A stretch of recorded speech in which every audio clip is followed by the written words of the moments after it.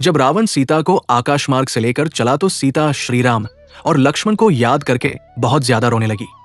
तभी गिद्धराज जटायु जी ने सीता जी की दुख भरी आवाज को पहचान लिया कि ये श्री रामचंद्र जी की पत्नी है। उन्होंने देखा कि नीच राक्षस उनको बलपूर्वक लिए जा रहा है। ये देखकर गिद्धराज जटायु जी बोले, हे सीते, हे पुत्री, तू डर मत, मैं इस नीच रावण का अभी नाश करता हूं।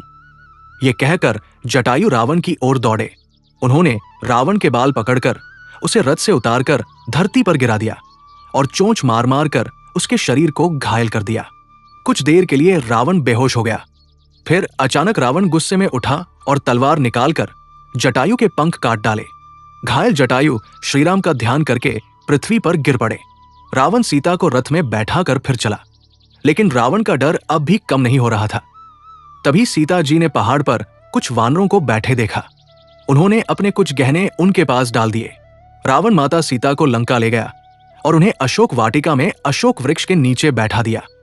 बच्चों, इस कहानी से आज हमने सीखा कि जिस तरह जटायु जी बहुत बुजुर्ग हो चुके थे, लेकिन फिर भी उन्होंने एक स्त्री को बचाने के लिए अपने प्राणों की भी चिंता नहीं की और अपनी आखिरी सांस तक वो माता सीता को बचाने की कोशिश करते रहे। इसी तरह हमारे देश की हर बेटी की रक्षा करना हमारा फर्ज होता है। हमें हमेशा नारी का सम्मान करना चाहिए और उनकी रक्षा करने के लिए हमेशा तैयार रहना चाहिए। यत्र नार्यस्तु पूज्यन्ते रमन्ते तत्र देवता। इसका मतलब है, बच्चों, जहां नारी को पूजा जाता है वहां देवता स्वयं आकर रहने लगते हैं। जहां शब्द का मतलब किसी देश, किसी शहर या किसी घर से नहीं है, जहां का मतलब मन से है।